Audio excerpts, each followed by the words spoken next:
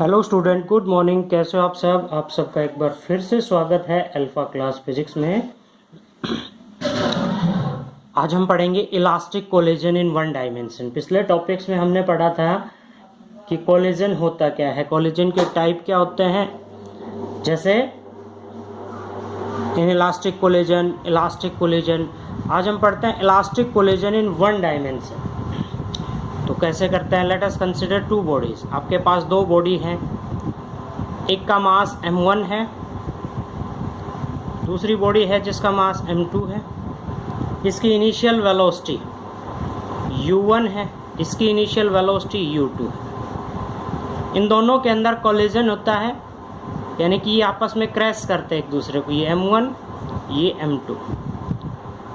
Final velocity इसकी हो जाती है v1 और इसकी फाइनल वेलोसिटी हो जाती है आपकी v2। ठीक है, जैसे दो गाड़ी हैं, एक का मास m1 है, एक का मास m2 है, आपस में उनमें कोलिजन होता है, टक्कर होती है, और फिर टक्कर होने के बाद उनकी फाइनल वेलोसिटी ये आगे चली जाती है, ये पीछे। ये कहें दो बॉल हैं। ठीक है, इसकी वेलोसिटी इस सिचुएशन के अंदर क्या थी? u1 is greater than u2, और इस सिचुएशन में क्या आ जाएगी? v2 is greater than v1। Okay, इसका कोफिशिएंट ऑफ रेस्टिट्यूशन क्या आएगा? v2 माइनस v1 अपॉन में u1 माइनस u2। ओके, अब हम करते हैं सबसे पहले स्टेप 1, या ये कहें कि अकॉर्डिंग टू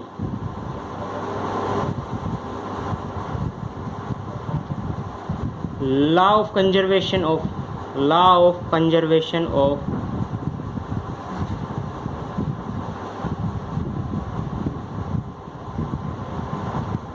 linear momentum।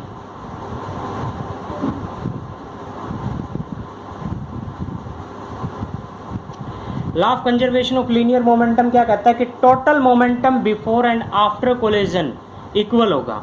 तो टोटल मोमेंटम का फॉर्मूला क्या होता है आपका? Mass into velocity. तो देखिए इसका मोमेंटम क्या होगा? m1 u1 plus second body का मोमेंटम क्या होगा? m2 u2। ये तो क्या था? Momentum before collision. और आफ्टर कोलिजन क्या हो गया? m1 v1 plus m2 v2। Okay, total momentum after and before collision equal होगा। Law of conservation of momentum कहता है कि total momentum before collision total momentum after collision equal होगा। Variables को सेपरेबल, m1 को इधर ले लेते हैं, m2 को एक तरफ ले लेते हैं। m1 ये इधर आके माइनस का u1 minus v1 is equal to m2, ये उधर चला गया v2 माइनस u2। ये इक्वेशन आ गया आपके पास। अब अगला है क्या अप्लाई करते हैं? Law of conservation of kinetic energy. According to law of conservation of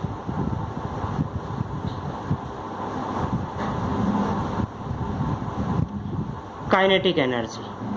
elastic collision है, इसलिए टोटल एनर्जी क्या होगी? Conserve after and before collision. तो बिफोर कोलिजन क्या होगी? 1/2 m1 u1 का स्क्वायर प्लस 1/2 m2 u2 का स्क्वायर किसके इक्वल होगा? 1/2 m1 v1 का स्क्वायर प्लस 1/2 m2 v2 का square. Total kinetic energy before and after collision क्या होगी? इक्वल। सिमिलरली उसी तरह से हम क्या करते हैं? 1/2 m1 कॉमन ले लिया, इसको इधर लेके आए तो आपके पास क्या आ गया? u1 का स्क्वायर माइनस v1 का square is equal to 1/2 m2 common ले लिया हमने, क्या आ गया आपके पास? v2 का स्क्वायर माइनस u2 का स्क्वायर। ये इक्वेशन आ गई आपके पास। यहाँ से 1/2 से 1/2 कैंसिल। अब अपने पास ये इक्वेशंस आ गई, इसको हम क्या लिख सकते हैं? देखिए m1 into A square minus B square का फॉर्मूला अप्लाई किया, u1 minus v1 into A minus B into A plus B, u1 plus v1 is equal to m2 into v2 minus u2 into v2 plus u2। इसका हमने equation number 2 और पीछे जो अपने पास आई थी वो इक्वेशन नंबर 1। इस इक्वेशन नंबर 2 को 1 से डिवाइड कर देते हैं हम, dividing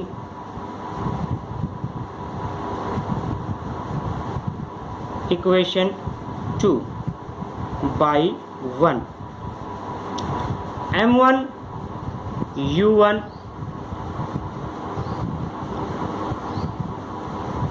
into u1 plus v1 is equal to m2 v2 minus u2 into v2 plus u2। पीछे जो आपके पास इक्वेशन आई थी वो क्या थी, m1 into u1 minus v1, m2 left hand side को लेफ्ट हैंड साइड से डिवाइड करते हैं, राइट हैंड साइड को राइट हैंड साइड से। क्या आ गया आपके पास, v2 माइनस u2। इससे ये कट गया, इससे आपका ये कट गया, m1 से m1 कैंसिल, m2 से m2 कैंसिल। क्या बचा आपके पास, u1 plus v1 is equal to v2 plus u2। Variables को सेपरेबल करते इसको इधर ले आए, u1 minus u2 is equal to v2 minus v1। ये दोनों इक्वेशंस आपके पास यही आई है। e की value in coefficient of restitution, in coefficient of restitution क्या आया था आपके पास, देखिए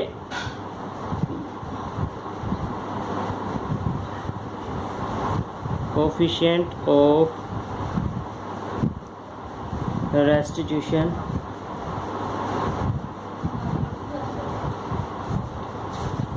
E is equal to v2 minus v1 upon में u1 माइनस u2। अब इस इक्वेशन के अंदर हम देखेंगे क्या है, u1 minus u2 is equal to v2 minus v1। तो क्या पुट कर सकते हैं, v2 माइनस v1 अपॉन में u1 माइनस u2 की जगह पे v2 माइनस v1, ये कैंसिल। तो E इज इक्वल टू क्या आ गया आपके पास, 1। E की वैल्यू क्या आ गई आपके पास, 1। This show that the collision is perfectly elastic collision. इस सिचुएशन में हमने क्या देखा कि कोलिजन जो है वो क्या है आपके पास, परफेक्टली इलास्टिक कोलिजन। ओके, अब हम क्या फाइंड आउट कर सकते हैं, velocities after and before collision. Velocities find out करनी है, तो पीछे जो आपके पास इक्वेशन आई थी v2 minus v1 is equal to u1 minus u2, ये इक्वेशन थी। यहाँ से यदि हमने v2 की वैल्यू फाइंड आउट करनी है तो v2 इज इक्वल टू, ये इधर आके क्या हो गया, plus u1 minus u2 plus v1। इस तरह से हम क्या फाइंड आउट कर सकते हैं, v2 की वैल्यू। v2, अब पीछे आपके पास इक्वेशन थी मोमेंटम की, मोमेंटम में क्या आएगा,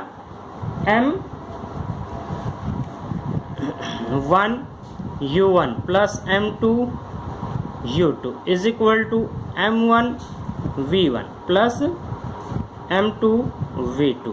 इस इक्वेशन के अंदर ये v2 की वैल्यू यहाँ पे पुट कर दें हम,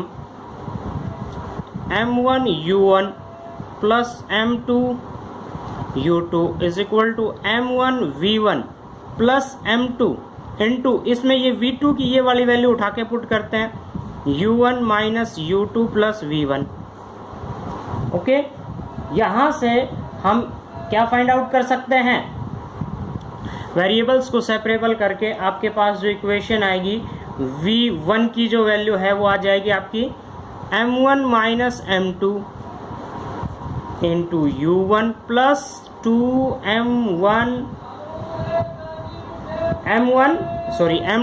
u2 upon m1 plus m2। ये आ गई आपकी फाइनल वेलोसिटी किसकी, बॉडी 1 की।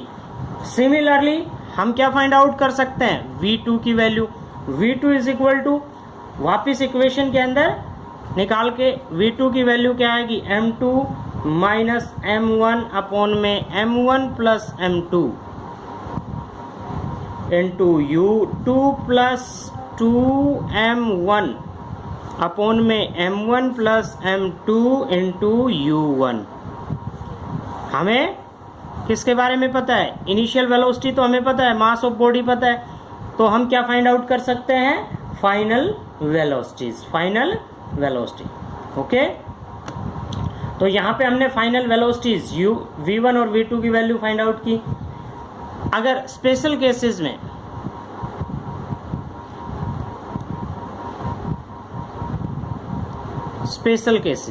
स्पेशल केस में क्या कहता है, if m1 is equal to m2 is equal to m के इक्वल हो, यानी कि दोनों बॉडीज जो है वो इक्वल मास की है, दोनों बॉडी इक्वल मास की है, तो उस सिचुएशन में v1 की वैल्यू यहाँ पे हम देखिए पुट करते हैं, तो क्या आ गया, m1 माइनस m2 0, ये क्या आ गया आपके पास 2m2 u2, और अपॉन में क्या आ गया m1 plus m2 2m2, cancel हो गया u2। v1 is equal to किसके इक्वल आ जाएगा आपका, u2 के equal. It means velocity of body A, final velocity of body A किसके इक्वल हो जाएगी, initial velocity of body B के इक्वल। और दूसरी केस में v2 के अंदर रखेंगे तो v2 इज इक्वल टू किस में आ जाएगी आपकी, देखिए यहाँ पे पुट करेंगे m1 माइनस m, यहाँ पे दोनों की वैल्यू पुट करेंगे तो आपके पास ये 0 आ गई, ये इक्वेशन 0। यहाँ पे क्या आ गया आपके पास 2m अपॉन में 2m इंटू u1, ये कट जाएगा, दोनों मास इक्वल होंगे तो u1 के equal. Final velocity of body b equal to किसके इक्वल आ जाएगी, initial velocity of body b, यानी कि velocity of second body after collision equal to होगी velocity of first body before collision. Okay, तो ये हमने पढ़े। इसमें और भी स्पेशल केसेस हैं। कौन से स्पेशल केस आ सकते हैं, व्हेन द टारगेट बॉडी, अब क्या करें कि जैसे आपके पास एक बॉडी ये है, ये रेस्ट पे हो, इस सिचुएशन में ये रेस्ट पे है, ये वेलोसिटी के अंदर है, यानी कि u1 और u2 की वैल्यू यदि 0 हो तो उस सिचुएशन में फाइनल वेलोसिटी क्या आ जाएगी आपकी, when body b at rest. अब इस सिचुएशन में क्या आएगा आपके पास, v1 की value, v1 is equal to क्या आ जाएगी,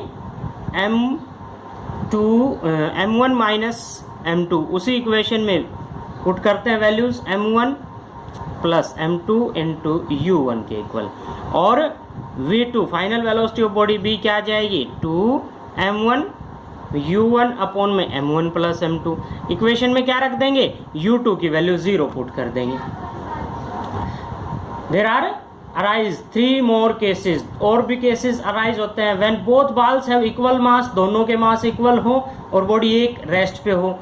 सेकंड में क्या है, व्हेन सेकंड बॉडी, या ये कहें कि second ball of heavy masses, एक केस ये भी राइज होता है m2 is greater than m1 हो, उस सिचुएशन के अंदर क्या हो जाएगा आपका, m1 की वैल्यू m2 से कम है, तो इस सिचुएशन में v1 की वैल्यू क्या आ जाएगी, नेगेटिव, यानी कि बॉडी जो है ना वो वापस आएगी टकरा के। जैसे अगर ये कहें कि ट्रक से कार टकराए तो कार की जो वेलोसिटी है वो क्या आ जाएगी, बैक वेलोसिटी के अंदर फाइनल, और v2 की वैल्यू क्या आ जाएगी, 0, बॉडी मूव ही नहीं करेगी।